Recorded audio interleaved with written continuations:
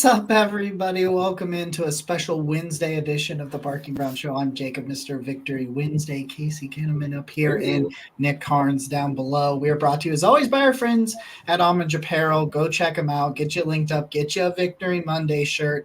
A list of other shirts. I have an I Love to Fart shirt from them. It's pretty fantastic. You could go over and check that out. But we wanted to do this special episode and come in. So thank you all. If you're not subscribed to the YouTube, please go youtube.com/@theparkingbrowns and subscribe there. Gentlemen, how are we?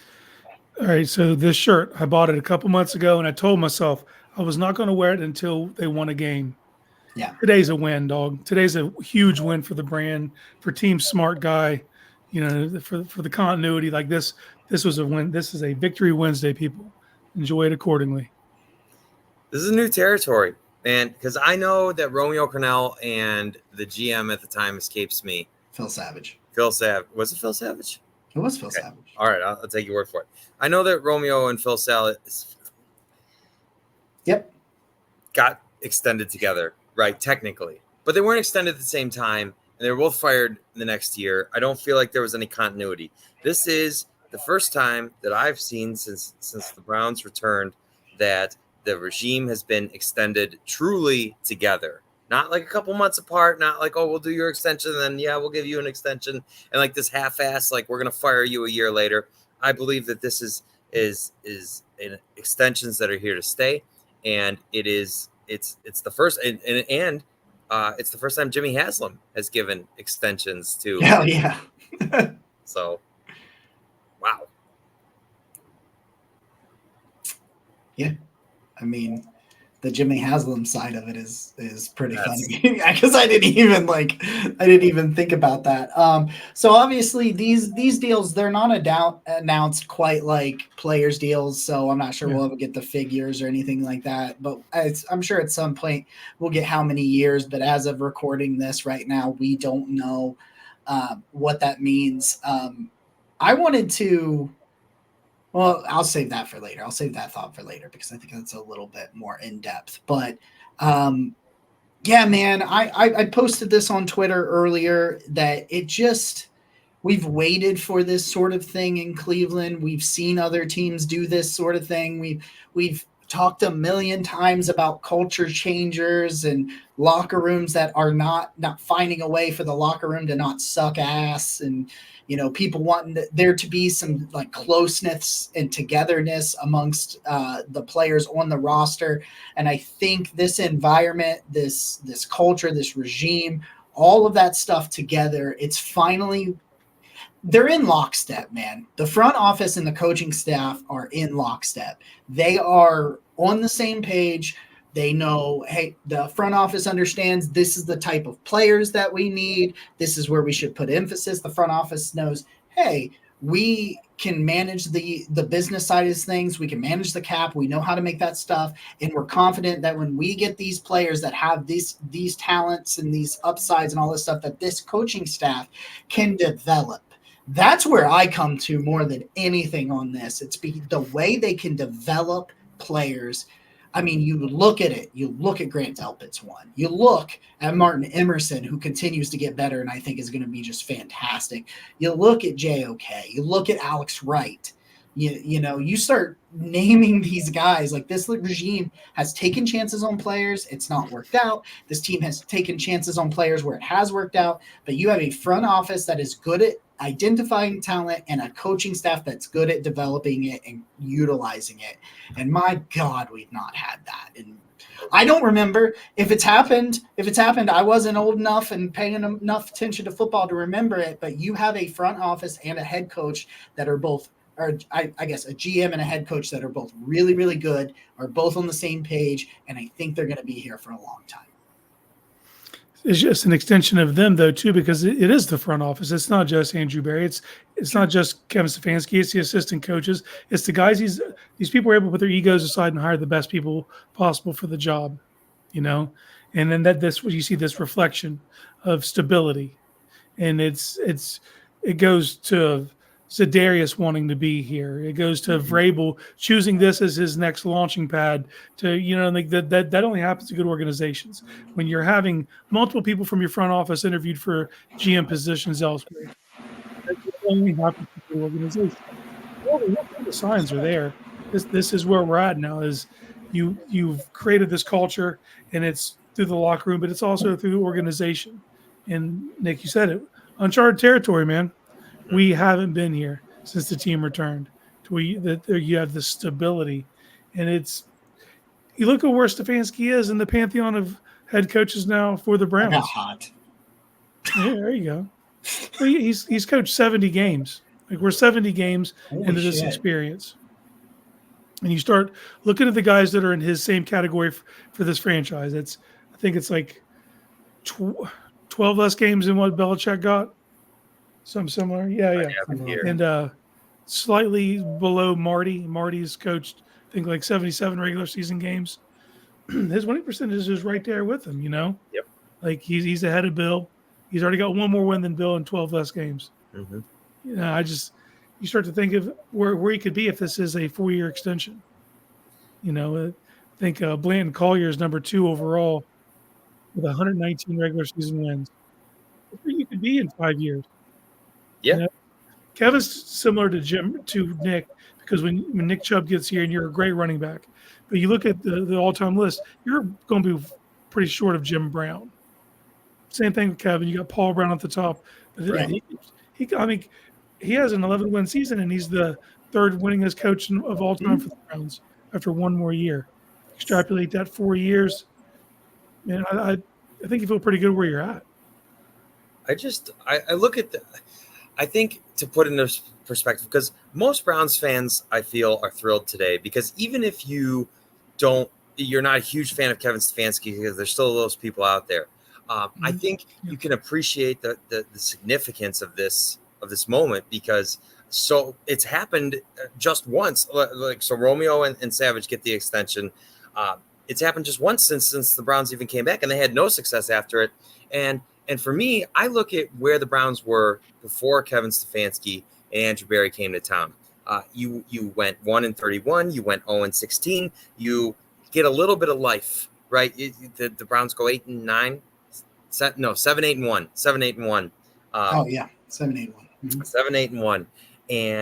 And Freddie Kitchens gets hired, and then there's this hype, and the Browns just become an absolute disaster.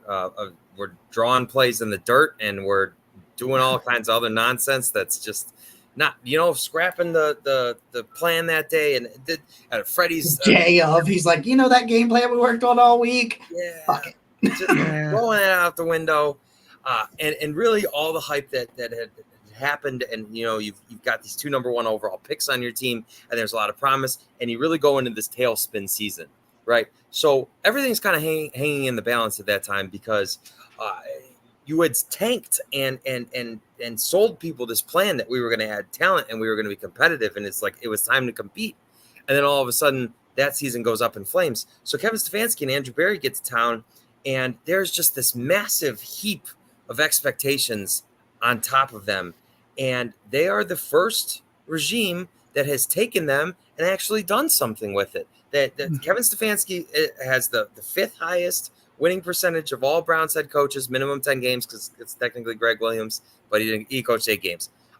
And the 5th most wins in 4 years. That's an unbelievable accomplishment to me. So I get it. People are saying, well, where's the playoff success? Where's the division titles and that stuff? And what I'm saying is you had to first raise this franchise out of the ground, bring it back to respectability, bring it to competitiveness and to stability that they just had not had for decades. And so to me, that is an accomplishment in itself. And I know we want to reach higher, and I know we want to reach further, but when you're saying, okay, in the last 3 decades of Browns history, nobody's done that. Nobody's won consistently. Nobody's made them a respectable franchise. They're just the laughing stock. And so Kevin Stefanski and Andrew Berry gets down, and we fast forward 4 years, and we're like, this is a respectable team that can get guys like Mike Vrabel, who's a playoff winning head coach, a guy who's gonna get a job, could have had a job, to just come be an advisor. It's unbelievable how much has changed in 4 years. I really wanted to piggyback off of that. Hold on a second, though. I have to answer Mitch's question. Do you have to renew Twitch sub each month with Prime? Yes, you do. Yes. Yes. So if you're sub to the channel with Prime helping us out, we really, really appreciate that. But you do. It does not automatically renew. It automatically renews when you don't use Prime, but if you use the Prime sub, it does not. Yeah. Our friends at the Lineman Lounge checking in. We're very excited about it too. But I was on Sports for CLE just a little bit ago, and Mike Vrabel is going to be a head coach somewhere else at some point, probably next year. And Casey, you highlighted this last night. Like, he chose this. When does that happen? Never. That does not happen before Kevin Stefanski and Andrew Berry. It doesn't. That's not the culture. That's not the environment. That's not anything what this organization's about. Now, if he was here to be the head coach, that's one thing. People would take the Browns head coach job because there's only 32 of those in the entire world. And, so you would take it. But him looking for a place to be a springboard into what's next, he could have picked anything. Like, let's be real. Yeah. He could have picked other places. I'm sure there were other places that were after him. And before these guys, this would not have been the one that he took. Like, Never. It wouldn't have happened because it would not make you look good for the next job. But right now it will. And you're getting to be with Stefanski and you're getting to be with Schwartz. And I know they have a relationship, and that probably had a lot to do with it. Both Stefanski and Schwartz have a relationship with Mike Vrabel. But I look at that as a very telling point to me. Like that shows you a lot. Like when I'm just talking about, let's do some talking points. Like, that is a talking point. Vrabel wanted to be with this organization because of the way it's now ran. So we talk about what they were able to do when they got here in 2020 and what they were facing and what they had, and like they've raised it to this level. They did that during COVID. They did that at the hardest possible time to implement a new regime. Like, okay, here's all the adversity, all of it. Drop in their lap, they navigate because they can adapt. Something we've never seen before. Nobody's ever navigated that diverse. So then last year, when they're talking about talking to Andrew Berry about like, well, everything you had to do last year to navigate all the injuries, those were just, to them that was a small obstacle because of what they've already done. Like, oh, we're just dealing with injuries. With especially all the conflict when they signed Watson and everything that caused, you know what I mean? But to deal with that noise, just to deal with regular football stuff was not a big deal. Most teams would have folded with that kind of adversity. And it was just status quo for these guys. So, I just think they need to be commended for their ability to coexist, no ego, best plan forward, to be practical, to be logical, to try to be as even-keeled as possible, to have that kind of steady leadership, I think reflects well on the rest of the team. And then you hear stuff like Nick Chubb today. He straight up recognized they could have just cut me. They could have moved on. They knew I wanted to be here. They did the right thing. They did right by him. You know what I mean? It makes you feel good that they have the right people in place leading this thing. When you hear the players who want to be here, who are grateful to be here, that misery, all that don't live here no more, man. They finally got over that. Now you might be on a different plateau, but you know where you came from. And as an organization, you're up here now. Now there are greater heights to reach, but just knowing that you have this steady force in place, you feel good about the eventuality that they get there. I just think we watched so many regimes before them make mistakes and just get buried by them.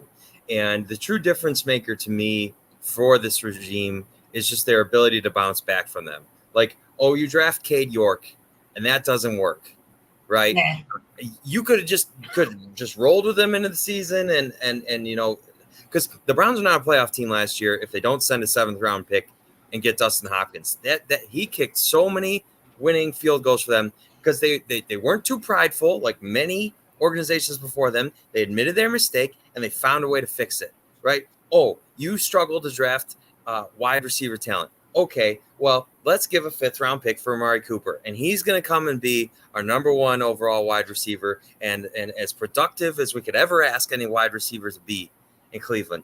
And And I just think some people act like because the Browns have made mistakes, like that they are this massively flawed regime. It's like every regime is going to make mistakes. It's about it. Can you fix just it? Nitpicking by fans. Can you find solutions? Can you lose 4 quarterbacks and then sign this dude off the couch that nobody else wanted, and then suddenly you're leading the league in passing touchdowns and everything? And in the Browns case, as bizarre as it is to say, the answer is yes. And it's just weird. It's amazing, and it's weird. I think weird is probably I'm not gonna lie. I think it's the best way to say it. Right. I think it's weird. You want to know what I think is interesting, Casey? We did the show before the show earlier. You and I had a conversation on the phone. It tells you that what was true at the beginning of 2023 is no longer true. These two are not just tied to Deshaun Watson and the success that happens with him. No longer. They were going into 2023.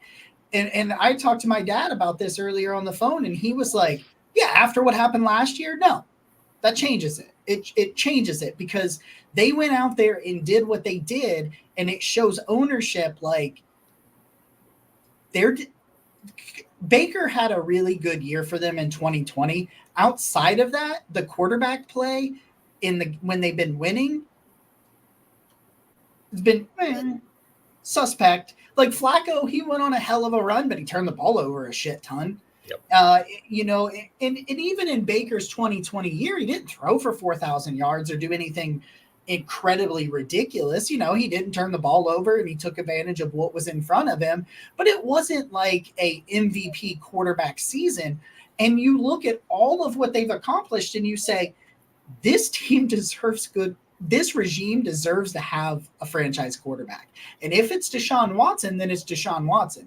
If he proves this year it's not him, a la what you just saw, I'm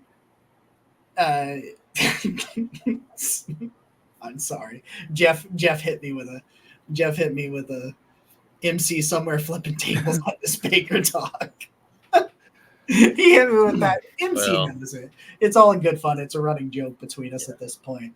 But if Watson's not that guy, this regime has shown they deserve to have a year with that guy. So you'll see him do what happened with Russell Wilson. They'll cut him. If it doesn't work this year, they'll cut him. And this regime will get a chance to draft or sign or trade for somebody else and get a shot at good quarterback play because they've proven they can take care of everything else, the rest of the roster, figuring it out, all that, and win. So I think they're no longer tied to Watson. And if he goes, I don't think these two go.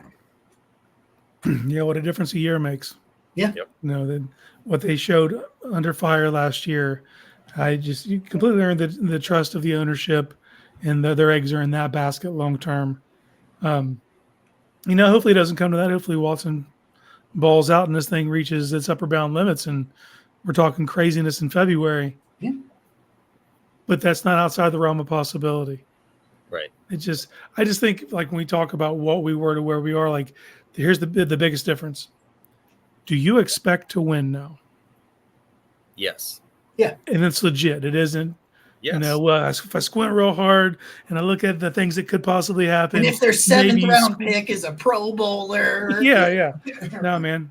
That's the weight of expectations. That's where you're at now. We expect to win, and it's legitimate. But I think that we talk about how they work in lockstep and they leave their egos aside and how they're able to get this done.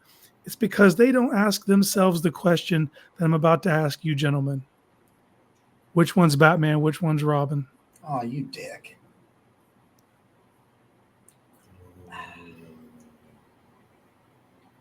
I think AB's Batman. That's what I said. Because I think the overall vision because the planning and the vision and the creation. And let me make this clear. Kevin Stefanski is Dick Grayson, Robin. Not any of this other Nightwing. Yeah, He's that's what I was gonna. If you're making me say Robin, but I think he's graduated to Nightwing at this point. And I know what you're out there saying. Can't they both be Batman? Maybe. I know. I thought it was a fun question to ask. I think as it stands, Barry's Batman. I think, but could Rob if they get Deshaun right this year, could it change? I think it could change. Okay, I think so, because with how down his career has been and the narrative surrounding him, if they can flip the script and Stefanski said to himself, okay, this offense isn't good enough, I'm going to bring in all these new offensive minds and my ego isn't too big and I'm going to listen to the people around me and we're going to make this thing work. Like that would be let's play hypothetical for a second. If Deshaun throws for like 4,000 yards and 33 touchdowns and they go to the playoffs, it's going to be one of the biggest stories in the entire NFL, right? Mm-hmm. Because no one will want to talk about. Well, he won't want to give. They won't want to. The last thing they want to give that guy credit. I know, and I get that, but so I'm just saying. If they do, if Stefanski's work to shift the entire offensive staff pays off and they get Deshaun right, I mean, there's at this point, as the Browns sit, there would be no bigger, like Deshaun's the elephant in the room, right? Let's just be honest about it. Everything heading into the season is sort of centered around Deshaun. So if Stefanski's moves pay off and they can do that, oh man. But I do agree. Because Barry's just made so many of these trades that you look at and you just say, oh my God, like Amari Cooper and Dustin Hopkins in themselves are just, and like, just the ability, people were like, well, if Shelby Harris was any good, he would be on a team already. And that dude was a contributor for the Browns and he finds Mo Hurst and just all these moves that he's done that just pay such massive dividends. I gotta give it to Barry. Barry's Batman. Yeah, he finds answers. That's a great question. Yeah, and they're not all the obvious ones. It could be a trade. It could be a pick up a free agent. You know what I mean? It could be draft. Like he's not married to one philosophy. I do cast a wide net, and he will find an answer one way or the other. Yep. Much like Batman. That's the thing that I think about. I like in previous regimes, signing John Johnson and that flaming out sinks you. In previous regimes, signing the tight end whose name completely escapes me right now from Atlanta, Austin Hooper, sinks you. And just the way that Andrew Berry has not only given himself outs in contracts, but has navigated, David Njoku wants to trade. Now David Njoku doesn't want to trade, and we're going to develop him, and we're going to pay him, and he's going to become one of the premier tight ends there is. Like he's just found solutions to so many problems that I've just watched completely derail every other Browns regime I've ever seen in my life. That's it. This is exciting. It's fun. You get 2-time coach of the year, 5th overall in wins. Just looking at this. And now Andrew Berry's finally going to have first-round picks again. Oh, man. Oh, shit. Don't get me started. Oh, my God. I can't wait. It's going to be fun. It's going to be a lot of fun. This is fun. The future is bright. We are happy.